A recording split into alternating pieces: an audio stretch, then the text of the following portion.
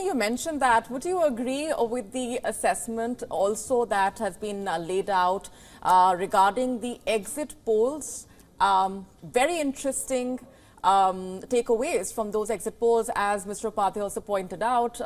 Pollsters have been also treading a very careful line of caution.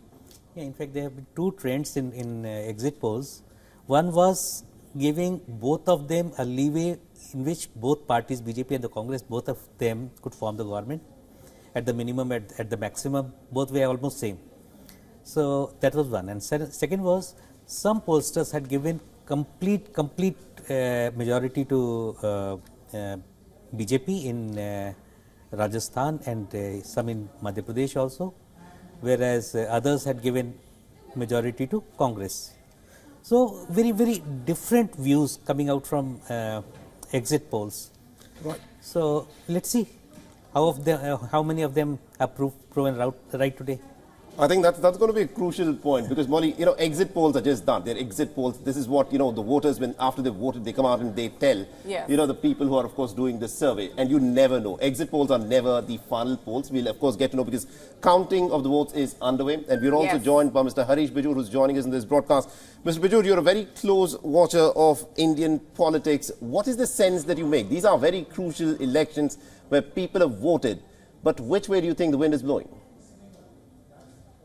Okay, see, firstly, this is Super Sunday. Yeah. And it's Super Sunday in many ways because, it's a dipstick election of sorts. Because prior to 2024 general elections, this is the first one which is measuring temperament and tempo across the north and the south. So, you have Telangana at one end, and then you have something in the center of India, and then you have something a little north. So I think this is a barometer kind of an election. Whether what it says is going to hold into the next Lok Sabha election, absolutely no.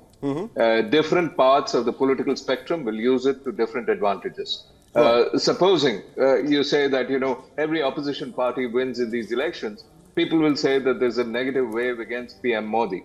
But not true at all, because, time and again, we've seen n numbers of things changing. Right. So I think interesting day, but don't read too much into it into 2024.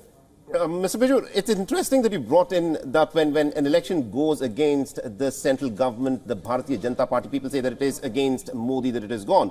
But the fact is, in the immediate aftermath of 2014, Prime Minister Modi was the Bharatiya Janata Party's, most important campaigner. He was one of those people who said he's a political juggernaut who can move from one state to another, and he can win elections virtually by his charisma. But that charisma, when it comes to state elections, is waning, because the Bharatiya Janata Party, as was witnessed in the Karnataka elections, cannot rely just on the charisma of Prime Minister. He can pull the votes in the central elections, but when it comes to the state elections, he does not seem to have the same kind of pull, because it is the issues in the state which seem to dominate.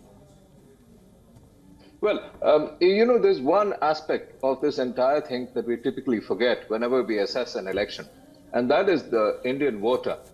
Extremely important to understand that we may not be as educated as anyone else, somewhere else in some other state, but then, we're very intuitive. We're very intelligent. The deep rural voter is a very strong voter. So if you really ask me, when people come to the hustings, please note, we think three different ways. At the local corporation level, I have local issues which touch me, which I see, touch, feel, and smell. I need a political party which actually is that much more efficient there. I don't need a national party to do that job. At the level of the legislature, I need a party which understands the ethos of the state I am in. Right. And at the national level, I need a national party which understands the ethos of the country and takes it ahead. So I think three different strokes for 1.4 billion people, folks all over. That's a very interesting point that you're making there, Mr. Upadhyay. If I can just get you in over here. The optics, like we were just discussing, when it comes to the mood assessment in the run-up to the Lok Sabha elections, in the run-up to the general election is very important. Given the way in which we've seen the trends panning out earlier on when we compare the 2018 and the 2019 elections, it's very hard to say to what extent these elections actually have a bearing on the results of the general election. Well, I think it does in a sense that, it gives some parameters to check, which may not be available later on, because this is the last election before the polls. Yes. But then in the last two Lok Sabha elections, what has happened is there has been a complete mismatch between the assembly and the parliament elections. So whether the trend will continue remains to be seen. Of course, the opposition India alliance would hope that it will change. That's what they have been telling. Of course, even in 2019, after winning those seats in 2018 assembly election, they thought they're going to replace Modi. They said Modi is gone. But what happened when the results came out of 2019? The BJP increased their seats. I mean, they went up to 303. So that being the case, but there are various issues that have come up since 2019.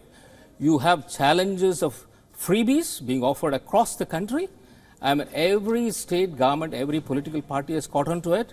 And BJP has also been a late joint, because Prime Minister Modi was totally opposed to it. He called it Revdi culture.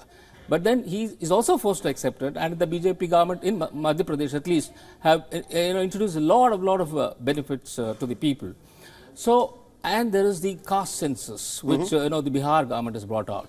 Now the Congress party has very clearly gone whole hog towards the caste census. I mean, it has its own difficulties. I mean, without realizing, Rahul Gandhi has said, "Itna abadi utna hak," which means you go by the population.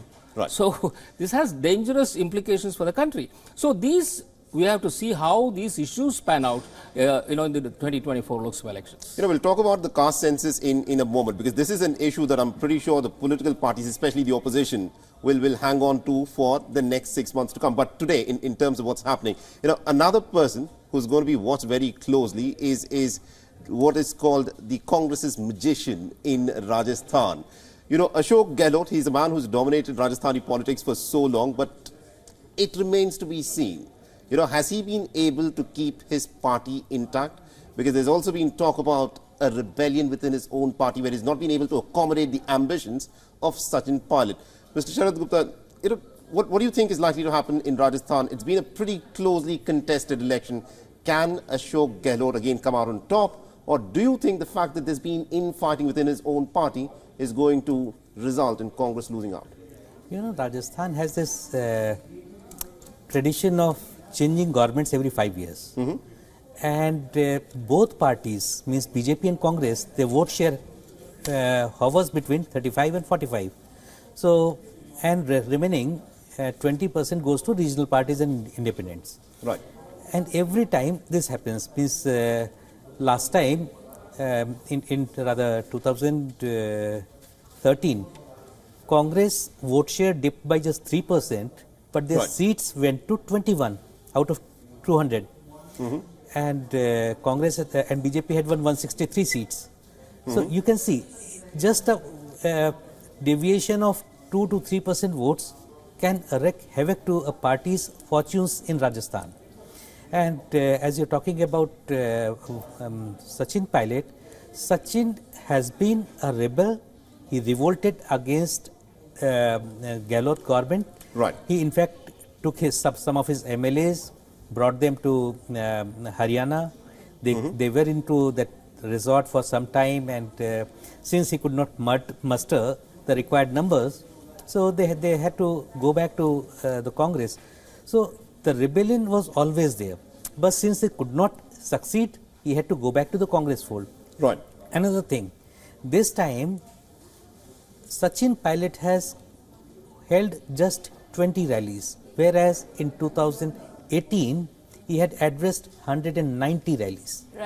That means he has reduced his campaign by 90%. So it goes both ways.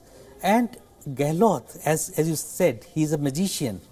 This time Gehlot had opened government's purses. So many schemes he announced this time. Means 5 guarantees, 10 lakh health insurance and whatnot. Means rupees for 450 per LPG cylinder.